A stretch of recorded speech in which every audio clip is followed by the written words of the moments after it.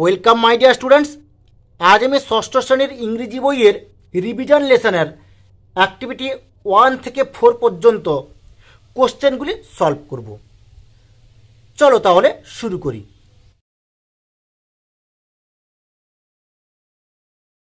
প্রথমে আছে revision lesson activity 1। কি লেখা আছে? Change the number of the given word. এখানে যে সমস্ত ওয়ার্ডগুলো দেওয়া আছে সেই ওয়ার্ডগুলোর নাম্বার চেঞ্জ করতে হবে। সিঙ্গুলার নাম্বার মানে এক বচন, প্লুরাল নাম্বার মানে বহু বচন। এখানে প্রথমে দেওয়া আছে কি চাইল্ড, চাইল্ড মানে শিশু।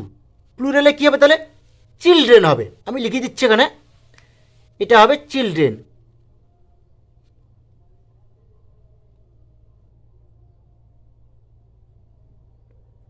চিলড্রেন হয়ে গেল। প্লুরালে কি আছে? মেন, মেন মানে মানুষেরা। এবার সিঙ্গুলারে কি হবে? Man, MAN, man. এরপরে দেখো সিঙ্গুলারে আছে অক্স, অক্স মানে কি? বলদ। এবার প্লুরালে কী হবে? মানে বহু বচনে কী হবে? অক্সেন, OXEN, অক্সেন মানে বলদগুলি। এবার এখানে কি লেখা আছে দেখো? গিজ, গিজ মানে কি? হাঁসগুলি। তাহলে এরা সিঙ্গুলার এক বচন, তাহলে কী হবে? গোছ হবে। কী হবে?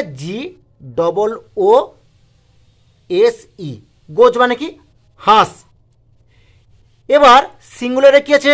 ডিয়ার, ডিয়ার মানে হরিণ। এবার প্লুরালে মানে বহু বচনে কী হবে? বহু বচনে হবে ডিয়ার, DEER, ডিয়ার মানে কি? হরিণগুলি। বোঝা গেছে?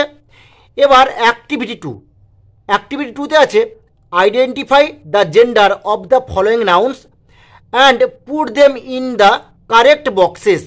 এখানে যে সমস্ত নাউনগুলো দেওয়া আছে সেই নাউনগুলো কোন জেন্ডার সেটা চিহ্নিত করে যে যার ঘরে লিখতে বলেছে এখানে। এবার এখানে কি কি দেওয়া আছে দেখো? প্রথমে দেওয়া আছে ম্যাসকুলাইন জেন্ডার। ম্যাসকুলাইন জেন্ডার মানে কি? পুংলিঙ্গ, মানে পুরুষ জাতিদের বোঝাচ্ছে। ফেমিনাইন জেন্ডার মানে কি? স্ত্রীলিঙ্গ, মানে স্ত্রী জাতিদের কথা বলা আছে এখানে। নিউটার জেন্ডার মানে কি? নিরপেক্ষ লিঙ্গ। আর কমন জেন্ডার মানে কি? কমন জেন্ডার হচ্ছে কি? সাধারণ লিঙ্গ। এবার দেখো প্রথমে দেওয়া আছে পেরেন্ট, পেরেন্ট মানে কি? পিতামাতা।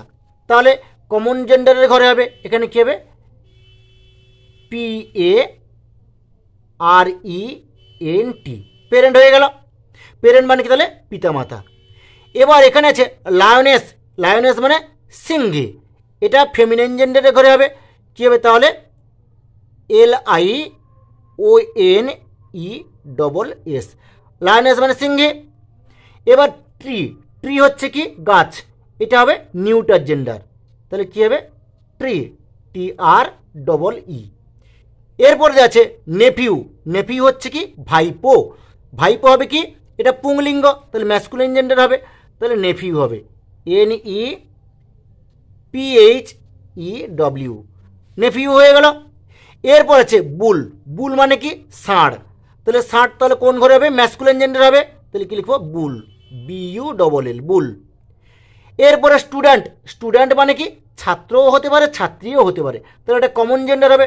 তাহলে এখানে কি লিখবো? Student, STUDENT, student. এরপরে নান, নান মানে সন্ন্যাসিনী। তাহলে স্ত্রীলিঙ্গ হবে। তাহলে এখানে কী হবে? ফেমিনিন জেন্ডারের ঘরে হবে নান, NUN, নান। এরপরে আছে টাইগার, টাইগার মানে বাঘ। বাঘটা হবে তাহলে ম্যাসকুলাইন জেন্ডার হবে। তাহলে কী হবে? Tiger, TIGER, tiger. এরপর আছে রুম, রুমটা কী হবে? Neuter gender. তাহলে এখানে কী হবে? রুম হবে ROOM, এটা নিউটার জেন্ডারের ঘরে লিখলাম। এবার হাইন্ড, হাইন্ড মানে কি? হরিণী। এটা হবে ফেমিনিন জেন্ডার হবে। তাহলে কী হবে? HIND, হাইন্ড হয়ে গেল। এরপরে দেওয়া আছে কি? গ্লাস, গ্লাস মানে কাঁচ। তাহলে এখানে কোনটা হবে? নিউটার জেন্ডারের ঘরে হবে। তাহলে কী হবে? GLASS, গ্লাস মানে কি? গ্লাস মানে কাঁচ, এটা হচ্ছে নিউটার জেন্ডার। তাহলে তোমরা নিশ্চয়ই বুঝতে পেরেছো। এরপরে হবে নেক্সট প্রশ্নতে চলে যাচ্ছি। এরপরে আছে অ্যাক্টিভিটি 3A। এখানে কি আছে? Feel in the blanks with suitable article. তাহলে আর্টিকেল কি কি? আর্টিকেল হচ্ছে তিনটি, A, AN আর দি, এই তিনটি আর্টিকেল। এই তিনটি আর্টিকেল নিয়ে এই শূন্যস্থানে পূরণ করতে হবে। প্রথমে লেখা আছে কি, একে দিয়ে কি আছে, দেয়ার ইজ ড্যাশ আউল, সেখানে হয় একটি আউল, এখানে কী হবে তাহলে অ্যান হয়ে যাবে, an owl. On dash tree, তাহলে কী হবে অন দ্য ট্রি। বোঝা গেছে? এর দিকে দেখো কী লেখা আছে, Rima is dash best girl in the class, তাহলে কী হবে রিমা ইজ দ্য হবে, তাহলে Rima is the best girl in the class, Rima হয় ক্লাসের সবচেয়ে ভালো মেয়ে। তিনের দিকে কি আছে, the house is beside dash Ganga, এখানে হবে দ্য গঙ্গা। চারের দিকে কি আছে, Rabindranath Tagore was dash great poet, তাহলে কী হবে was a great poet, Rabindranath Thakur একজন মহান কবি ছিলেন। তিনের বিতে কি আছে, choose suitable preposition from the help box and fill in the blanks, there are some extra word, এখানে নিচে হেল্প বক্স দেওয়া আছে, এই হেল্প বক্স থেকে সঠিক প্রিপোজিশনটা নিয়ে এই শূন্যস্থানে বসাতে বলেছে এবং কিছু এক্সট্রা প্রিপোজিশন দেওয়া আছে। একে কী আছে, dash Sunday I go for swimming, তাহলে প্রথমে তাহলে কী হবে অন সানডে, তাহলে প্রথমটা কী হবে অন হয়ে যাবে, তাহলে on Sunday I go for swimming, রবিবারগুলিতে আমি সাঁতার কাটতে যাই। দুয়ের দিকে কী আছে, the farmer is sitting dash the tree, কৃষকটি বসে আছে, তাহলে এখানে আন্ডার হবে, কী হবে UNDER, আন্ডার, কী হবে the farmer is sitting under the tree, কৃষকটি গাছের নিচে বসে আছে। তিনের দিকে কী আছে, দ্য লেডি ইজ স্ট্যান্ডিং, এখানে হবে অ্যাট, তাহলে at the bus stop, the lady is standing at the bus stop, তাহলে এর মানেটা কী হবে ভদ্র মহিলাটি বাস স্টপে দাঁড়িয়ে আছেন। চারের দিকে কী আছে, দ্য রিভার ফ্লোজ, এটা হবে beside BSIDE, the river flows beside the village, গ্রামের পাশ দিয়ে নদীটি বয়ে গেছে। এবার অ্যাক্টিভিটি 4-এ কী আছে, make meaningful sentence with the following adjective, এখানে যে সমস্ত অ্যাডজেক্টিভগুলো দেওয়া আছে সেই অ্যাডজেক্টিভগুলো দিয়ে একটা মিনিংফুল সেন্টেন্স তৈরি করতে হবে।